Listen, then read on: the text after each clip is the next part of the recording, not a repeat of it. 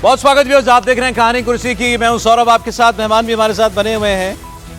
झारखंड की कुछ बात आपको बताते हैं। झारखंड में प्रचार तो बंद हो चुका है, अब 2 दिन के बाद 3 दिन के बाद वहां मतदान हो जाएगा। और देखिए वहां दूसरे चरण का, अब वहां पर कल एक बयान आपने सुना था, हमारे प्रोग्राम में हमने आपको दिखाया था।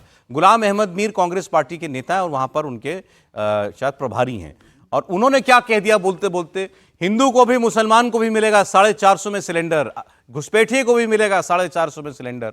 अब वो बोल गए। प्रधानमंत्री ने कल इस बात को उठा लिया और कहा कि कांग्रेस के नेता अब तो कुछ शर्म करें। अब तो उनका नेता खुल के कहने लगा, हाँ हम घुसपैठियों को भी सस्ता सिलेंडर देंगे। सब चुप हैं इसके ऊपर। अब इस बात को बाकायदा प्रेस कॉन्फ्रेंस करके झारखंड में जो प्रभारी बीजेपी के हैं, केंद्रीय मंत्री शिवराज सिंह चौहान, उन्होंने उठाया और उन्होंने कहा कि क्या कल से लेकर अभी तक किसी भी सीनियर कांग्रेस के नेता ने अपने आप को गुलाम अहमद मीर के इस बयान से अलग किया है? क्या राहुल गांधी ने, सोनिया गांधी ने, किसी भी व्यक्ति ने अभी तक ये कहा कि जो गुलाम अहमद मीर ने कहा था वो गलत था? और अगर नहीं तो कांग्रेस पार्टी की इसे सहमति ही मानी जाए ना, कि आप एक तो इस बात को स्वीकार कर रहे हैं कि झारखंड में घुसपैठिए बसे हुए हैं, और दूसरा आपको उससे कोई ऐतराज भी नहीं है, आप घुसपैठिए को भी अपना ही मान रहे हैं। इसके समर्थन में एक चिट्ठी भी आज उन्होंने जारी की है। ये चिट्ठी 2/6/2023 की चिट्ठी है, यानी 2 जून 2023 की चिट्ठी है। विशेष शाखा झारखंड रांची, यानी special branch Ranchi police.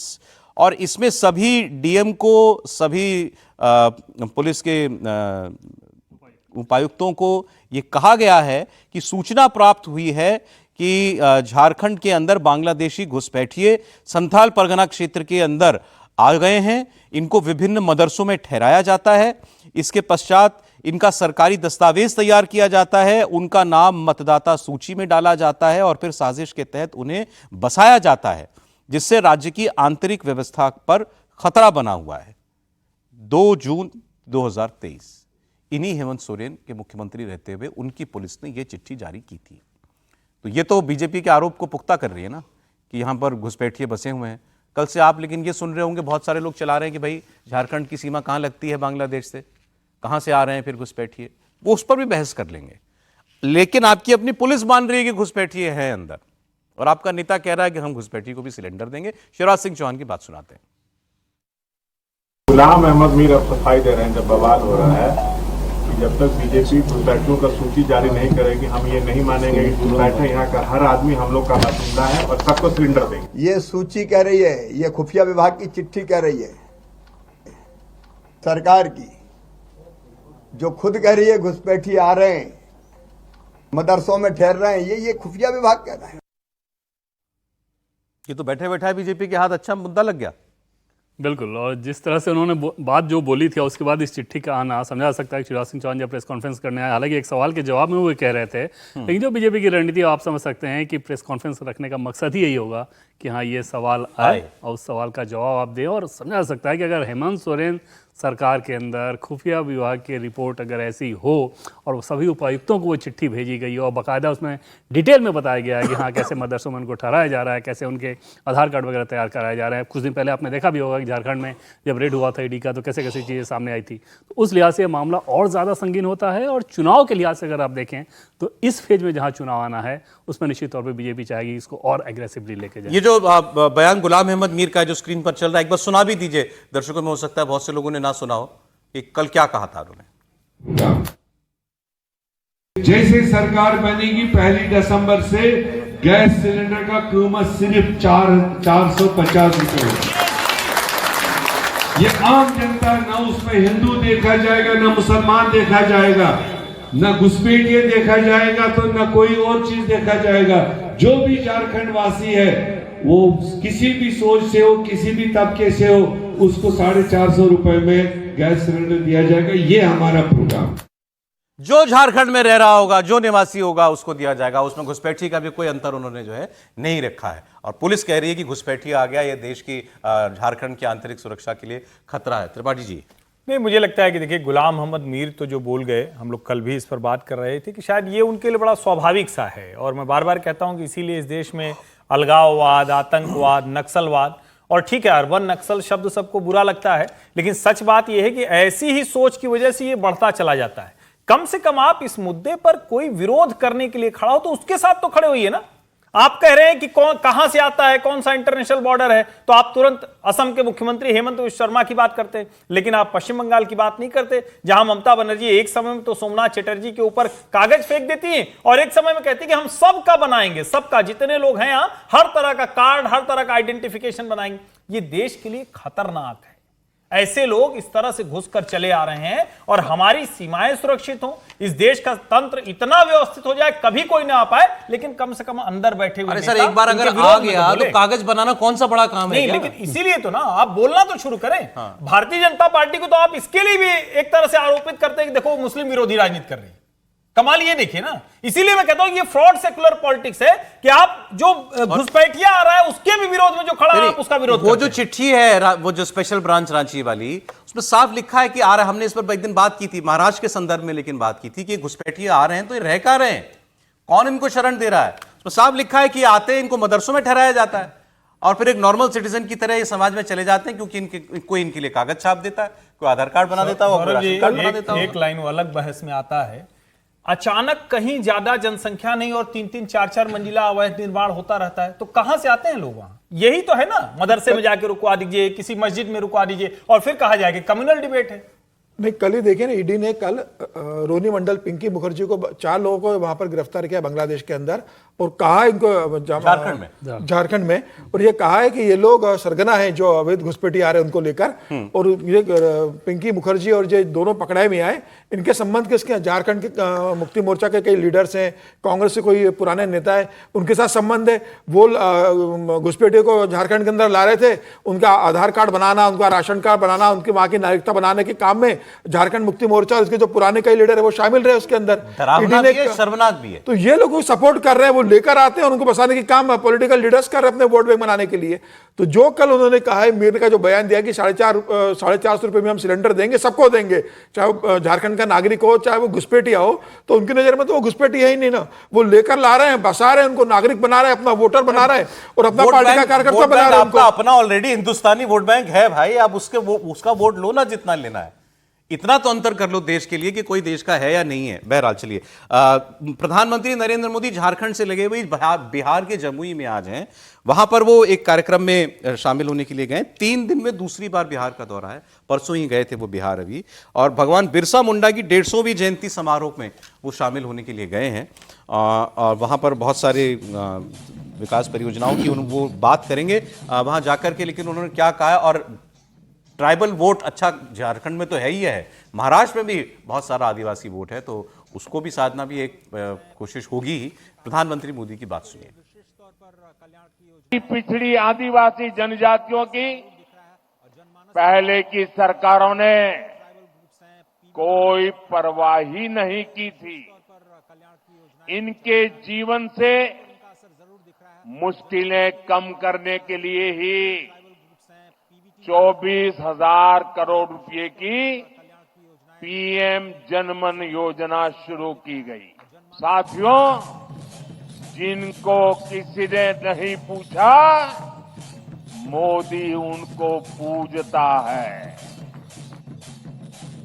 Jharkhand में तो लगभग 27% शायद ट्राइबल वोट है, महाराष्ट्र में 10% है आदिवासी वोट, रिजर्व सीटें 25 हैं, नॉर्थ महाराष्ट्र में 11, विदर्भ में 7, कोंकण में 6, वेस्ट महाराष्ट्र में 1 रिजर्व सीट है। तो आप समझ सकते हैं ट्राइबल वोट की कितनी अहमियत है। और राहुल गांधी कल ही एक सभा में कह रहे थे, वही अपना संविधान दिखाते हुए, कि इसके बारे में मोदी जी कभी नहीं बोलेंगे क्योंकि उन्होंने कभी पढ़ा ही नहीं है, इसके अंदर जो है आपके क्या हक हैं वो बताए हुए हैं। और ये आदिवासियों से कह रहे थे, आपकी 8% आबादी है देश के अंदर, लेकिन देख लो कि आप कितने लोग हैं देश चलाने वाले। अच्छा, उसमें उन्होंने ये भी कह दिया कितने टीवी पर एंकर दिखते हैं आपको आदिवासी समाज के, राहुल जी पूछा है उन्होंने कल। विजय जी, राहुल जी तो ये नैरेटिव चला, आप बताइए ना, आप संपादक रहे, मैं एडिटर थोड़ी हूँ।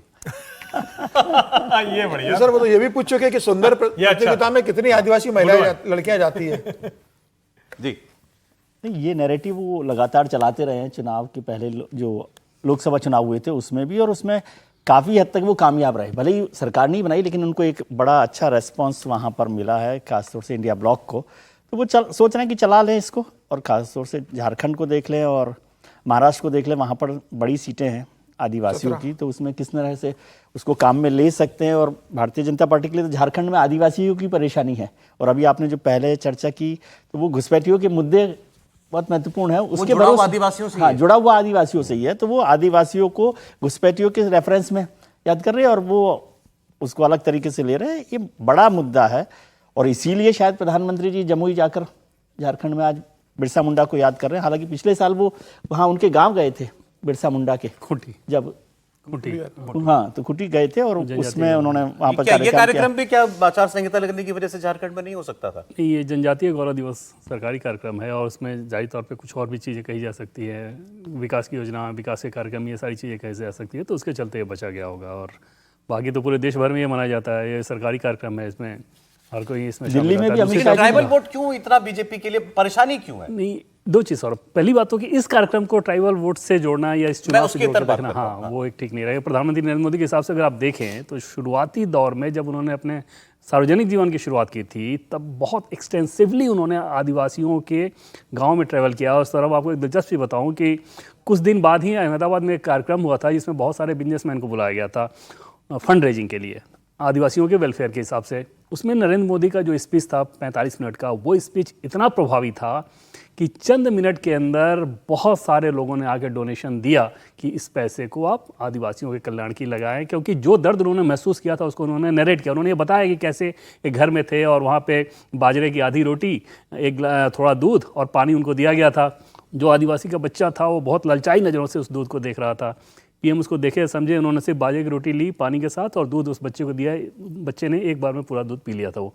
तो ये सारा दर्द जब उन्होंने ये बताया तो वहाँ पे जो डोनेशन देने वाले थे वो ज़बरदस्त तरीके थे। तो वो एक ट्राइबल्स को लेकर लगातार से वो थिंकिंग रही है कि इनके लिए कुछ कुछ करना चाहिए और बहुत ज़्यादा ज़रूरी है कि अपलिफ्टमेंट किया जाए, और इतना कुछ किया भी गया है मोदी सरकार द्वारा। दूसरी चीज़ कि बीजेपी के लिहाज से ये डिफ़िकल्ट चैलेंज इसलिए रहा है पहले की तुलना अगर आप देखें तो ये ट्रेडिशनली कांग्रेस के साथ रहे हैं और जो भी ट्रेडिशनल जुड़ाव ऐसा रहा हो उसको तोड़ने में वक्त लगता है, क्योंकि ये कम्युनिटी इतनी ज़्यादा तो आपकी सूचना क्रांति से जुड़ी हुई नहीं है। बीजेपी की जो पॉलिटिक्स है उसमें सूचना क्रांति का बहुत ज़्यादा योगदान रहता है, तो वो उसमें क्रमशः समय लग रहा है, लेकिन लगातार उसमें आप इंप्रूवमेंट तो देख रहे हैं बीजेपी के हिसाब से। चलिए अगली खबर पर बढ़ता हूं मैं। ये इंटरेस्टिंग खबर है, उत्तर प्रदेश में बाई इलेक्शन होने 9 सीटों पर अनाउंस हो चुका है। अब बीजेपी जो है वो अल्पसंख्यक सम्मेलन कर रही है। किस सीट पर मैं आपको बता दूं, 9 सीट पर चुनाव है, मुरादाबाद की कुंदर की सीट है। यहां पर जिम्मेदारी दी गई है उप मुख्यमंत्री ब्रजेश पाठक को कुंदरकी में अल्पसंख्यक सम्मेलन करें और बीजेपी उम्मीदवार रामवीर सिंह ठाकुर के लिए मुसलमानों से वोट मांगे। आप कहेंगे भाई ऐसी क्या मजबूरी हो गई, योगी जी बटंगे कटेंगे बोलते हैं और वहां उनके और उप मुख्यमंत्री को लगाया गया है कि जाकर के आप सम्मेलन कीजिए, तो उसकी वजह आप समझ लीजिए क्या है। रामवीर सिंह ठाकुर ये मुस्लिम समाज में, मुस्लिम सभाओं में जालीदार टोपी और कैफिया का वो जो पहनते हैं, गले में जो डालते हैं, वो पहनकर भी वोट मांग चुके हैं। और इनके प्रचार में वहां नारे लगते हैं, ना दूरी है ना खाई है, रामवीर हमारा भाई है। मजबूरी यह है कि कुंदर की सीट मुस्लिम बहुल ही है। यहां करीब 3,95,000 वोटर हैं, उनमें से करीब 2,40,000 यानी 2.5 लाख, 4 लाख मोटा मोटा समझे, 4 लाख में से 2.5 लाख वोटर मुसलमान है। तो क्या करें भाई, बीजेपी मजबूरी है। सीट 1993 से आज तक कभी जीत नहीं पाए, उसकी वजह यही है और इसीलिए यहां पर उनको लगाया गया कि भाई अब जाकर के मजबूरी जीतनी है सीट तो मुसलमानों का वोट तो आपको लेना ही पड़ेगा। तो इसीलिए मुसलमानों के बीच में सम्मेलन करने की जिम्मेदारी जो है वो ब्रजेश पाठक जी को दी गई है। रुचि हमारी सहयोगी जुड़ जाएं मेरे साथ इस विषय पर। जी हाँ, जुड़ गई तो वो और डिटेल आपको दे सकती हैं। रुचि बताएं, उप मुख्यमंत्री मुसलमानों से वोट मांग रहे हैं। बिल्कुल, क्योंकि बीजेपी को ये लग रहा है कि बिना मुस्लिम वोट के कुंदर की सीट जीतना उनके लिए काफ़ी मुश्किल का होगा, क्योंकि 60% से ज़्यादा वहाँ मुस्लिम वोटर है और बीजेपी की कोशिश यही है। वैसे तो आप जो 9 सीट्स पे चुनाव हो रहे हैं, सीसामऊ में भी मुस्लिम वोट है 40% से ज़्यादा, मीरापुर में भी है, लेकिन इतना नहीं है जितना कुंदरकी में है। तो अब बीजेपी वहाँ के मुसलमानों के बीच में जा रही है और ये कह रही है, एक तो वो ये कह रही है कि ये चुनाव में जो सरकार है वो ही काम कर पाएगी, तो बीजेपी का विधायक चुनिए, एक तो ये समझाने की कोशिश हो रही है। दूसरा, मुसलमानों को ये बता रही है कि जो जितनी सरकारी योजनाएं हैं, चाहे वो पीएम आवास हो, चाहे उज्ज्वला स्कीम हो या बाकी जो भी शौचालय हो, मुसलमानों को करीब 30% लाभ मिला है, तो उनका कहना है कि कोई भेदभाव नहीं हो रहा। तीसरा टारगेट बीजेपी का ये है कि वहाँ पे जो कास्ट इक्वेशन है, सौरभ, सुनने में हमें भी हैरानी हुई जब शुरू में हमें पता चला कि मुसलमानों में भी जाति होती है, कुछ ऊंची जाति के होते हैं, कुछ पिछड़ी जाति के होते हैं। तो जो वहाँ पसमानदा मुसलमान है वो 50% से ज़्यादा है। तो बीजेपी का टारगेट वो पसमानदा मुसलमान है कि वो उनके कैंडिडेट को वोट करे, क्योंकि पसमानदा मुसलमानों में बीजेपी काफ़ी दिनों से काम कर रही है। दूसरा उनका टारगेट है जो वहाँ पर राजपूत मुस्लिम हैं। उनका ये कहना है कि वहाँ करीब 50,000 मुस्लिम ऐसे हैं जो राजपूत हैं, जो ठाकुर के साथ अपने को कनेक्ट करते हैं। और तीसरी चीज़ वो एक बात और कह रहे हैं कि क्योंकि लगातार वहाँ से तुर्क उम्मीदवार जीतते आए हैं, समाजवादी पार्टी भी सिर्फ तुर्क मुस्लिम पर भरोसा जताती है, तो जो मुस्लिम्स में बाकी कम्युनिटीज़ हैं उनमें एक तरह की नाराज़गी है कि हमारा रिप्रेजेंटेशन क्यों नहीं होता, सिर्फ तुर्क को क्यों उम्मीदवार बनाया जाता है। तो बीजेपी उन मुस्लिम्स पर भी टारगेट करी है कि वो बीजेपी के साथ आए। अब कितनी कामयाबी मिलती है ये इसके लिए इंतजार करना पड़ेगा। बहुत शुक्रिया आपका, लेकिन बड़ी इंटरेस्टिंग खबर है ये। क्यों? क्योंकि योगी जी अभी वो खुद ही एक जगह पर प्रचार कर ही रहे हैं। यहाँ तो उप मुख्यमंत्री जा रहे हैं और जहां वो गए प्रचार के लिए कटहरी में, वहां उन्होंने कहा समाजवादी पार्टी के लिए कि इनके जो रोल मॉडल हैं वो अतीक, मुख्तार, खान मुबारक, ये इनके रोल मॉडल हैं। अभी आप कहें खान मुबारक कौन है? ये खान मुबारक अंबेडकर नगर का गुंडा हुआ करता था, उसका नाम वहां पर ले रहे हैं कि ये इनके रोल मॉडल है और वो मुसलमानों से वोट मांगने के लिए जा रहे हैं।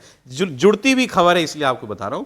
दिल्ली के सराय काले खां चौक का नाम बिरसा मुंडा चौक हो गया है। त्रिपाठी जी, नहीं अच्छा है ये तो, वैसे भी जनजातीय योगी जी की बात सुना दो, योगी जी की बात तो अच्छा है, सुना दी। इस समाजवादी पार्टी के लोग वही हैं जो अयोध्या में राम भक्तों पर गोलियां चलाने वाले लोग हैं। ये लोग कोई भी महाराज सुहेलदेव के स्मारक पे नहीं जाता था, क्योंकि इन्हें भय था कहीं मुस्लिम वोट बैंक खिसक न जाए। ये प्रभु राम की परंपरा को अपमानित करने वाले लोग हैं। ये किसानों के साथ, युवाओं के साथ, नौजवानों के साथ अन्याय करने वाले लोग हैं। ये बेटी और व्यापारी की सुरक्षा में सेंध लगाने वाले लोग हैं। इनको अब आगे बढ़ने का अवसर कतई नहीं देना है, नहीं तो ये लोग फिर, इनकी विरासत क्या थी? इनकी विरासत अगर देखना हो तो खान मुबारक ही समाजवादी पार्टी की वास्तविक विरासत है। अतीक अहमद और मुख्तार अंसारी इनकी वास्तविक विरासत है। ये भारत के देवी देवताओं को, भारत के महापुरुषों को सम्मान नहीं देते। तो कुंदरकी का मुसलमान किसकी बात सुनेगा? नहीं, ब्रिजेश जी की बात कुछ सुन सकता है, वैसे भी वो उस तरह से आए हैं तो ब्रिजेश जी के ऊपर सूट करता है अल्पसंख्यक सम्मेलन के लिए। लेकिन दो बातें हैं, एक तो ये कि ये जो आपने अभी नारा बताया कि न दूरी है न खाई है, रामवीर हमारा भाई है, तो ये वाला थोड़ा सा भाजपा को सतर्क हो जाना चाहिए, क्योंकि न दूरी है न खाई है, मोदी हमारा भाई है, खूब नारा लगवाया और जितना नारा लगवाया कितना वोट मिला ये पूछना चाहिए। काशी में भी जाकर पूछना चाहिए कि नरेंद्र मोदी को कितना मुसलमानों को वोट मिला। लेकिन भारतीय जनता पार्टी इस सीट के लिए किस हद तक जा रही है और क्या क्या प्रयास कर रही है आप सोचिए।